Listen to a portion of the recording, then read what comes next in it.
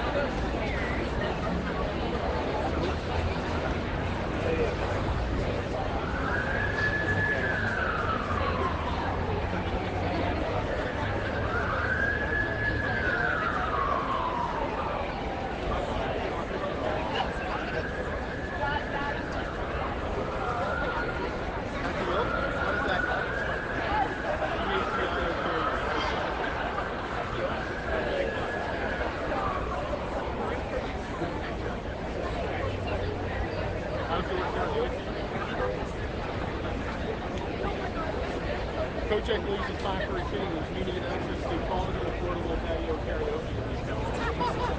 So we found the sleepers in the patio karaoke. You know what? You're starting off. What you have to see? What's all?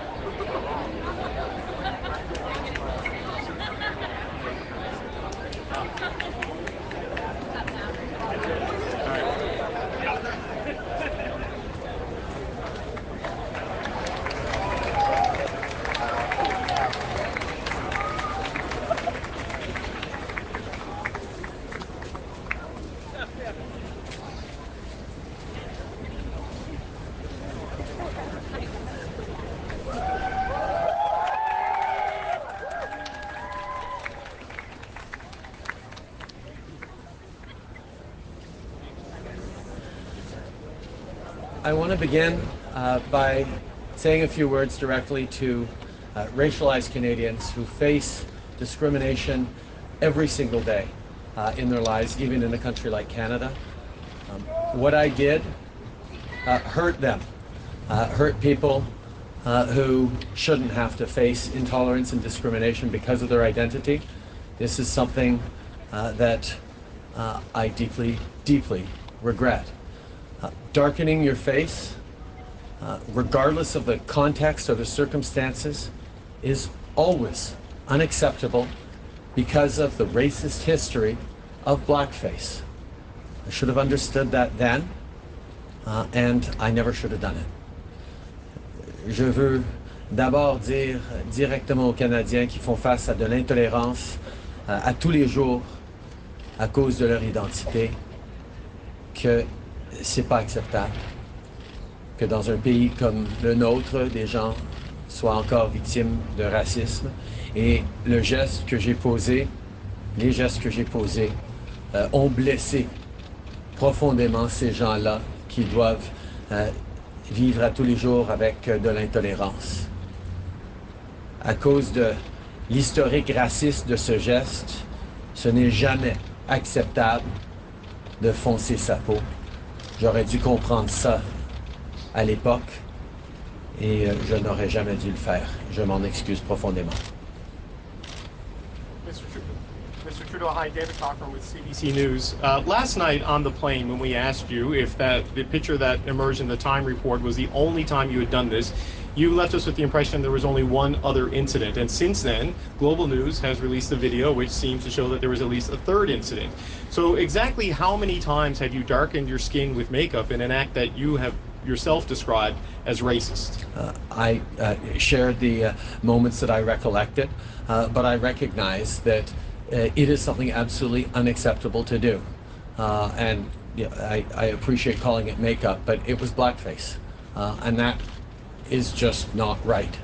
It is something that people who live with the kind of discrimination that far too many people do because of the color of their skin, or their history, or their origins, or their language, or their religion, face on a regular basis. And I didn't see that from the layers of privilege that I have.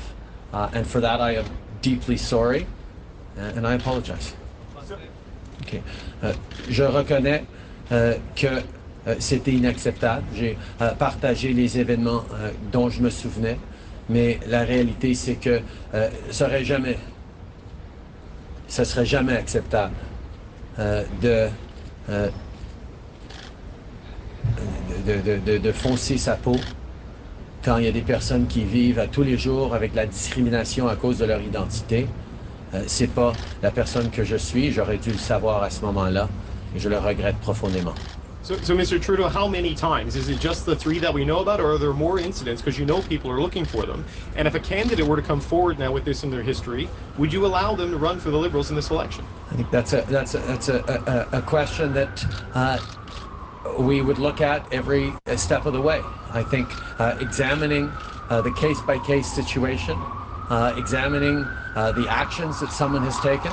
I am certainly conscious that in my political career as leader and indeed as Prime Minister, we've taken many concrete actions to fight against racism, to fight against intolerance, to fight against anti-black racism specifically, to recognize unconscious bias and systemic discrimination that exists in Canada and elsewhere, to work to overcome and recognize intersectionalities that people live with in a way that so many of us simply cannot understand or appreciate the microaggressions and the challenges being faced.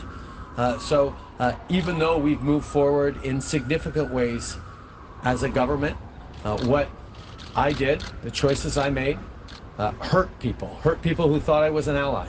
I am an ally, but this is something that obviously I deeply regret, and I never should have done. More than three times? More than three times, yes or no, sir? More than three times, yes or no? Larry Cush, Winnipeg Free Press. Mr. Trudeau, yesterday you said that you didn't realize in 2001 that it was wrong to put on brownface, but now you do realize it is wrong, and I'm wondering when it dawned on you that it is wrong. I think it's difficult to become a politician where you spend as much time as you do working hard to represent people, working hard to getting to know a community like the community I have the honor of representing, Papineau, where there is extraordinary diversity, extraordinary challenges, and yes, extraordinary intolerance, even in a city like Montreal, in a country like Canada, that people live with every day. And as I've learned to not just represent people, but to fight for them, and to try and build a better community and a better society, I've learned every day that it is unacceptable to engage in this sort of behavior. Okay. Quand on a l'honneur d'apprendre à représenter une communauté comme le comté de Papineau à Montréal, une communauté multiculturelle, multiethnique, remplie de personnes avec une diversité extraordinaire, mais des gens qui font face à la discrimination à quasiment tous les jours dans leur vie. cette responsabilité de bien les représenter et surtout de les défendre et de travailler pour bâtir un monde meilleur m'a enseigné, j'ai appris directement des gens de Papineau à quel point j'ai toujours bénéficié de privilèges qui voulaient dire que je ne comprenais pas la réalité de gens qui font face à ces discriminations quasiment à tous les jours. Pour ça, je suis profondément désolé et je sais que nous devons tous faire mieux en tant que pays, mais moi particulièrement, en tant que Premier ministre, je dois faire mieux. Ran in Papineau in 2008, and later when you ran for the leadership in 2015, presumably there was a vetting process. I'm wondering if you thought enough about this issue that you volunteered that to in the vetting process, or did you ever declare that this had happened? I never talked about this. Quite frankly, I was embarrassed. It was not something that represents the person I've become, the leader I try to be, and it was really embarrassing. J'en ai jamais parlé publiquement parce que je suis profondément gêné de ce comportement. Ça ne représente pas la personne que je suis, la personne et le politicien que je suis devenu. J'aurais dû mieux savoir, mais j'en prends la responsabilité. Good afternoon, Mr. Trudeau. Teresa Wright from the Canadian Press. You said just a few minutes ago that you told us last night on the plane that of all of the different instances that you recalled, have you since been made aware or remembered of other instances, and if so, how many? I think it is obvious that this is something that was deeply regrettable. I am wary of being definitive about this because the recent pictures that came out I had not remembered. And I think the question is, how can you not remember that? The fact is, I didn't understand how hurtful this is to people who live with discrimination every single day. I have always acknowledged that I come from a place of privilege, but I now need to acknowledge that comes with a massive blind spot. I have dedicated my leadership and my service to Canada to try and counter intolerance and racism everywhere I can, but this has been a personally a moment where I've had to reflect on the fact that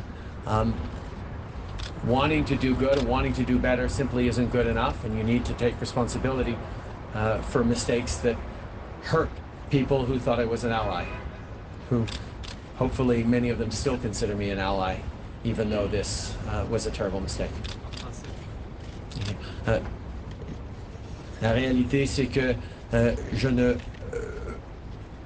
pouvais pas être définitif parce que je ne me souvenais pas des photos récentes qui étaient sorties, qui étaient prises pendant que j'étais guide de rivière un été dans les débuts des années 90. C'est quelque chose qui me gêne profondément, que je puisse ne pas me souvenir de toutes les occasions possibles, parce que pour moi, c'est profondément frustrant pour moi de devoir reconnaître que je n'ai pas toujours été à la hauteur que je m'attends de moi-même. J'ai passé ma vie politique à essayer de défendre les droits des gens, de repousser contre l'intolérance et la discrimination, mais je dois reconnaître que j'étais aveugle à moi-même la douleur que j'ai pu causer en ces moments-là et que je cause maintenant à des gens qui comptent sur moi pour les défendre et non les faire sentir mal. I just would like you to answer a very basic question. You've done this obviously more than 2 times. Why? I think when we recognize, when we reflect on mistakes we made in the past, that's a question that we're always going to be asking. Why did we do that? Why did we think it was okay? Why did we think it was a good idea at the time? It wasn't a good idea. It was a terrible idea. It was something that minimizes and takes advantage of a reality that I have not had to live with, of being discriminated against, of being marginalized, of being judged for the color of my skin, for my language, my background. I come from a place of privilege, and I have endeavored in my life to put the advantages and the opportunities I've been given to serve this country, to fight for people's rights. And I have to recognize that I let a lot of people down with that choice. And I stand here today to reflect on that and to ask for forgiveness. Je pense que c'est toujours la question qu'on se...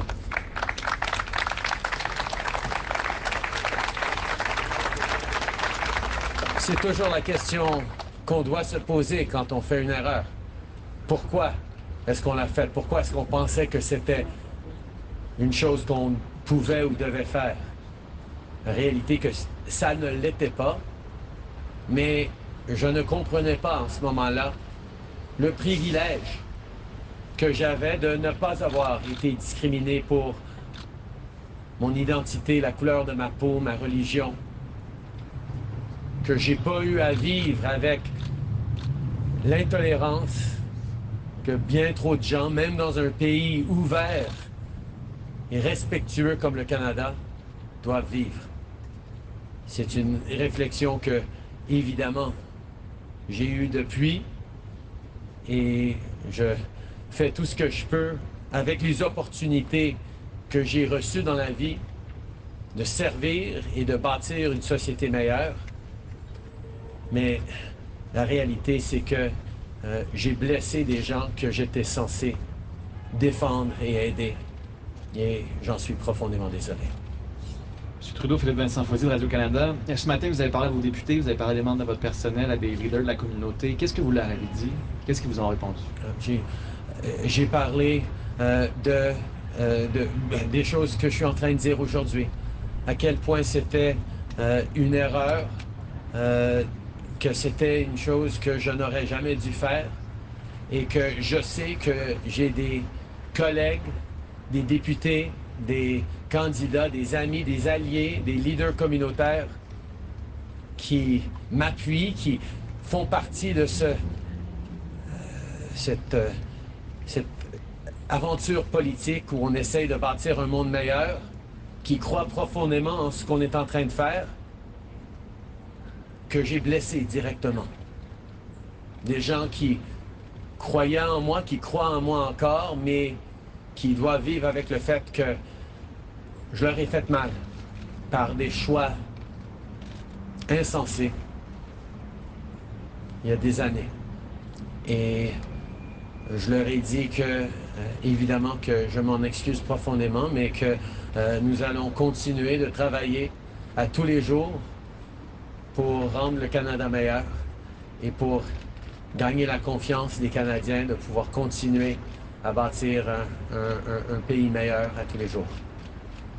Il y a des gens de l'autre côté de la médaille qui nous ont écrit, qui écrivent sur les médias sociaux pour dire c'est une tempête dans un verre d'eau, c'est pas vraiment grave.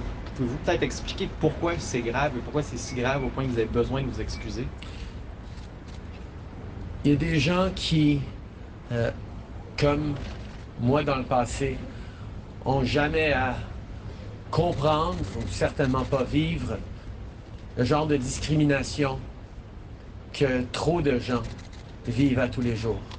Que ce soit des gens de minorités visibles, que ce soit la communauté LGBT, que ce soit des femmes, que ce soit les peuples autochtones. Il y a encore énormément de discrimination et d'intolérance dans notre société qui paraît par des micro-actions, par des gestes posés de façon délibérée, que beaucoup de gens ont la chance de ne pas voir. Et les Canadiens Et tout le monde doit comprendre que de poser un geste comme de foncer sa peau, ça banalise et ça prend avantage et ça profite d'une réalité à laquelle beaucoup de gens ne peuvent pas s'échapper, auquel des gens font face à tous les jours.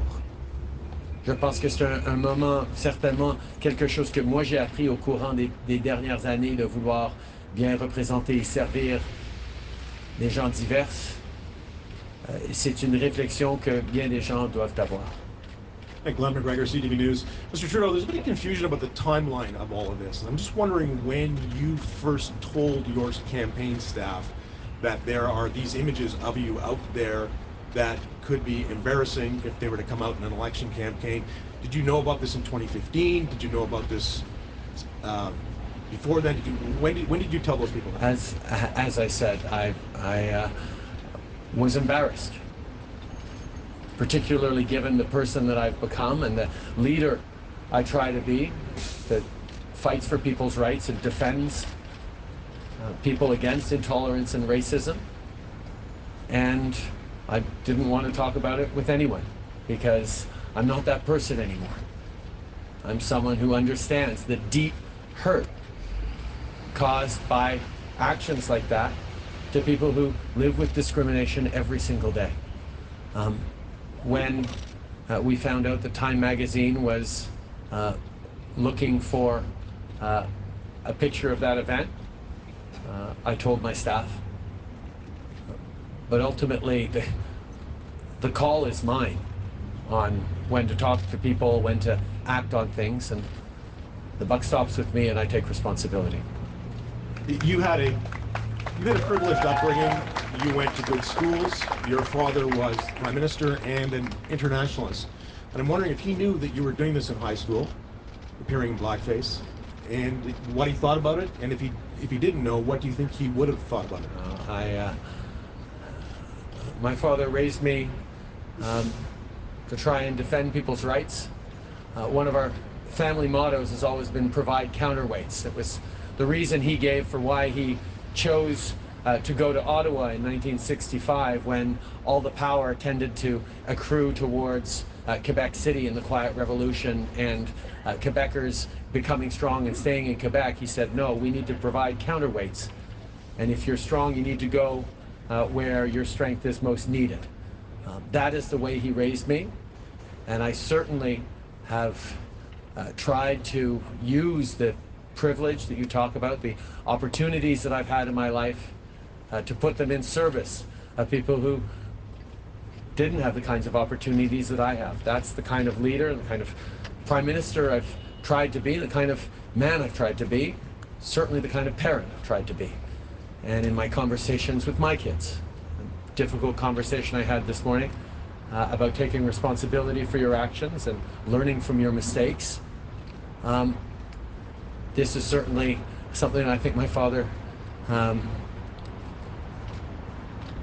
wouldn't be pleased with how I behaved, but perhaps would feel that taking responsibility for things is important. When I think of the conversations I had with my kids this morning, I also recognize that there are far too many Canadians who this morning had to explain to their kids what those pictures were of their Prime Minister, and what kind of society we live in and what kind of world we need to live in and how things have evolved. But at the same time, I regret deeply parents who had to have difficult conversations with their kids that were uncomfortable and hurtful because of my actions. Michelle Zilio with the Globe and Mail.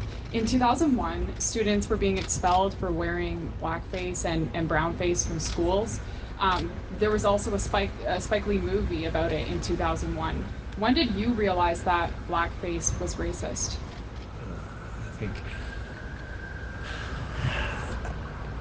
as I've said, the privilege of representing the community of Papineau, a extraordinarily multicultural community where any given crowd looks a lot like this crowd here in Winnipeg, of people of every different background, of every different origin, and the responsibility of not just sticking up for people of all different backgrounds, but fighting for them and defending them is something that made it very, very clear to me that minimizing or further marginalizing people by dressing up that way is absolutely unacceptable. As a follow-up, international media, including the BBC, New York Times, and Al Jazeera, have published stories about this. Are you concerned that your behavior, including, not talking about this for 18 years publicly, has damaged Canada's reputation? And if so, what will you do about it? I think we all need to recognize that even in an incredible country like Canada, there's still a lot of more work to do. People are still facing discrimination and marginalization every single day. Anti-black racism, unconscious bias, systemic discrimination, they still exist. Systemic discrimination still exists in our schools, in our universities, in our workplaces, in our communities. Racialized Canadians every day face extra barriers, extra comments, disparaging remarks that they have learned to live with as the reality of their day-to-day lives. And we must all, in Canada and everywhere around the world, pledge ourselves to make sure we are fighting to make it better. But there's lots of things we can and must do. That includes recognizing terrible mistakes of the past.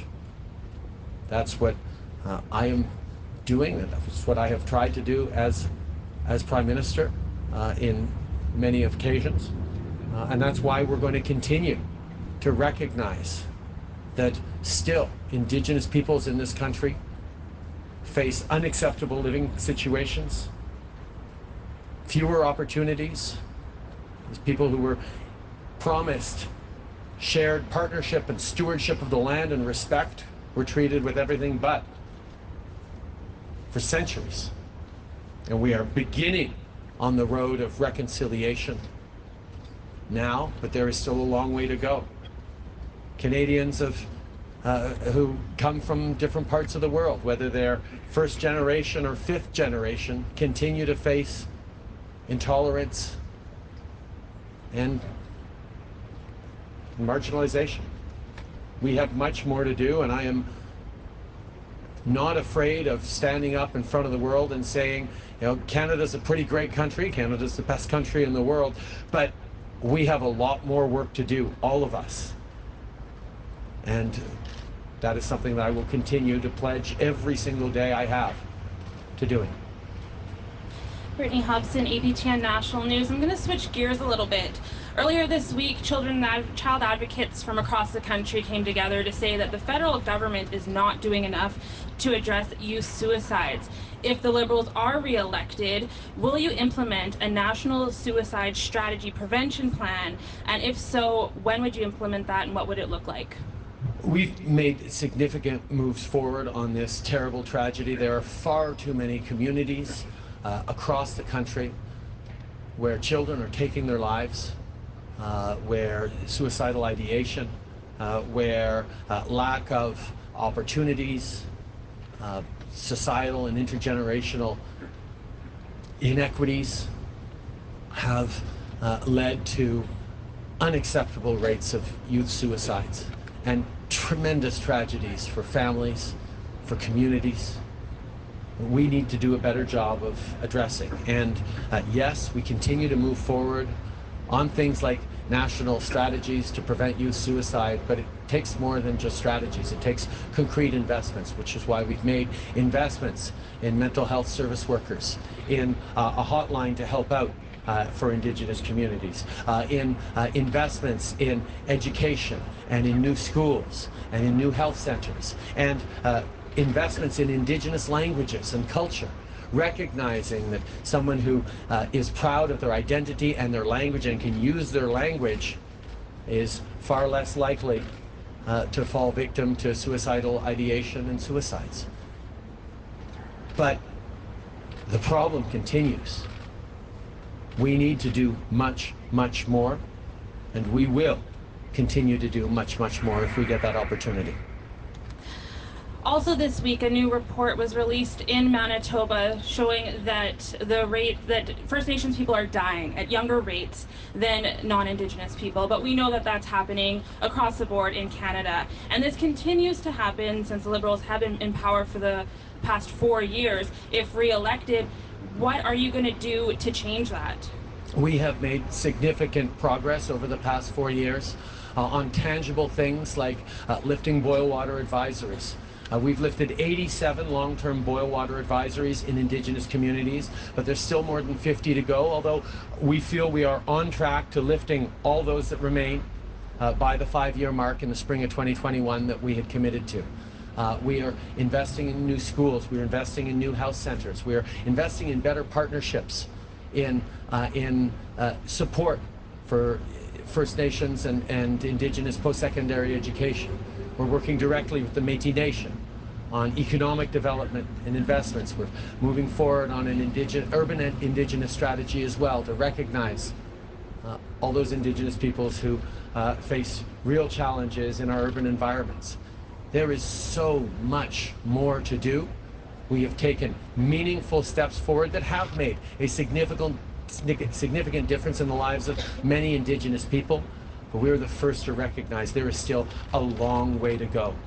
What took generations and indeed centuries to break, it's going to take time to fix. And I am impatient, but I also know the only way to move forward properly is in full partnership with Indigenous peoples, is empowering Indigenous communities themselves to determine the right path forward for them. And that sometimes takes a little bit longer because in many cases these communities have never been asked what it is that they want before. So we will work with them and be there to respect them, to empower them, and to build the future that they choose, not the future that we think from Ottawa would be the right future for them. That takes a little longer, I will admit, and every day longer we take means more kids struggling for longer. But we have to get this right, and we have to do it in the full spirit of respect and partnership, and that is what our government has been focused on and will continue to be focused on. David Aiken from Global News. Good morning. Good afternoon, Prime Minister.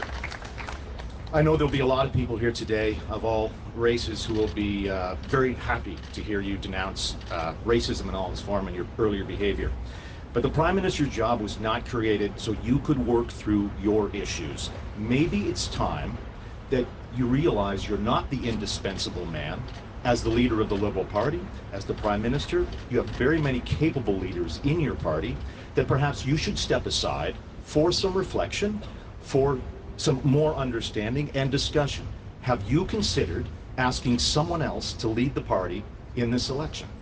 I spent the morning speaking with candidates, with fellow Liberals, with allies, with leaders within racialized communities across the country, and I will continue to do the work that is necessary to keep us moving forward in the right way. Canadians have an important choice to make. Canadians have an important choice to make on October 21st. And I trust Canadians to make that right choice. I certainly hope that they will continue to support us in the work that we're doing, but they might not. And I know that that is something that all Canadians get to decide. And they get to bring in all sorts of different factors, because every Canadian has a different way of looking at what matters to them. And all I hope for is that Canadians take very seriously this responsibility and this choice that we will make as a country on October 21st. And until then, I will continue to put forward the very best team, the very best approach that I can to talk about how we're going to build a better future for Canadians. I'd like to just follow up on the tone now of the campaign. It had a different tone until yesterday, and that tone was largely involved with your party finding lots of very questionable behaviors from many of your opponents, one of them right here in Winnipeg and Winnipeg North. Can you tell us how the tone is going to change as we start talking about things? Is it going to be so important to be digging up people's social media posts of the last 2, 3, 4 years? Are you going to be focused on that, or your party, pardon me, going to be focused on that? Over the past 3 days, we have put forward significant policy announcements on how we will continue to do the work that we laid out over the past 4 years, work that resulted in creating over 1 million jobs and lifting 900,000 people out of poverty. We talked about raising the Canada Child Benefit for kids under 1 to make sure that more parents have the ability to give all the opportunities to their kids. We talked about doubling our investments in childcare so that there is better help for after school and before school care for parents who need it. And we've talked about supporting our seniors by increasing the old age security by 10% for seniors once they reach 75, because we recognize that costs continue to go up. We're going to continue to make contrasts with our opponents. We're going to continue to put forward strong pieces of policy that will demonstrate how we believe that investing in Canadians is the right path forward. We will always and continue to do that in a way that pushes back against intolerance and racism every step of the way. Last question. Mr. Trudeau, the next time you're in a mosque or temple, how can you look at those people and tell them that you fully understand what they're going through? That is a question I've had to answer from the very first time I had the opportunity to walk into a gurdwara or a mandir or a mosque in my riding and across the country. When people see someone who came from a place of privilege asking for the opportunity to represent them in the House of Commons, asking them for the opportunity to be their voice, even though obviously I'm someone who has had tremendous opportunities and advantages in my life. And that conversation I had that started over 10 years ago when I started my journey to being a politician is a conversation I need to continue to have every single day whenever I meet a voter, whenever I meet a Canadian, whenever I meet someone who is looking to me to serve them, to defend them, to represent them, and to build a better future with them. And I look forward to continuing these conversations that I get to have with Canadians from coast to coast to coast every single day as I travel across this country. Just a follow-up. Sorry. En français? Ah, excusez.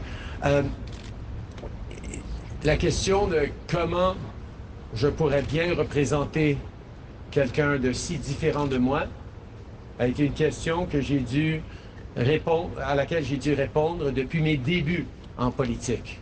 Je suis quelqu'un qui est venu de beaucoup de privilèges et de vouloir représenter une communauté aussi diverse que Papineau, où il y a des défis économiques énormes.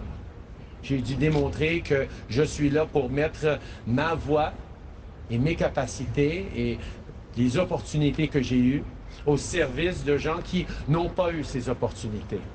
Et je crois qu'au cours des 4 dernières années au gouvernement, mais des 10-12 dernières années en tant que politicien, j'ai démontré que le travail que je fais pour bien représenter les gens de toute diversité, il y a toujours mieux à faire, et est au cœur de ce que je fais et de ce que je continuerai à faire.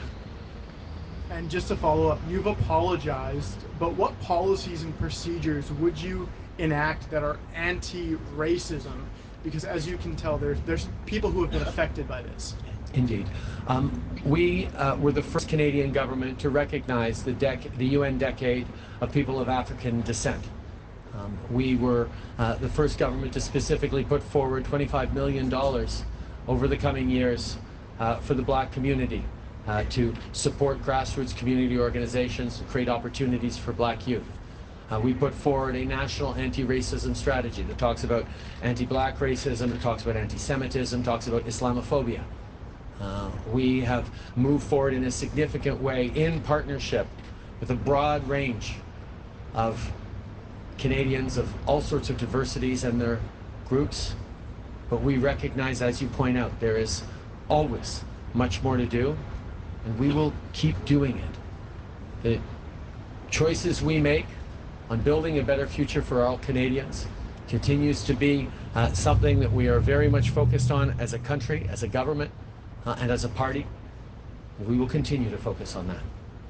Merci beaucoup tout le monde. Prime Minister, one Thank you, moment. everybody.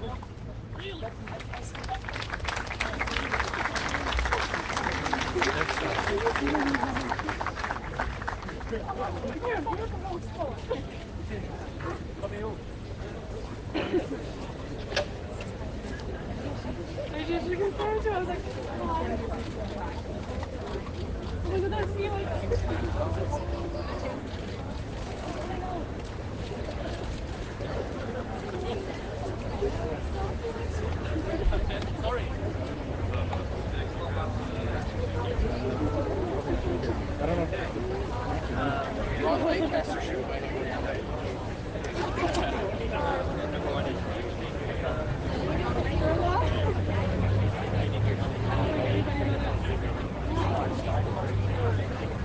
He came to me just and I was like, I shook his hand. He got a picture. Look at the picture of me. I'm like, I was trying so hard to, I saw myself. I was like, I was fucking me up. Look at that. Stupid camera girl. I wonder if anybody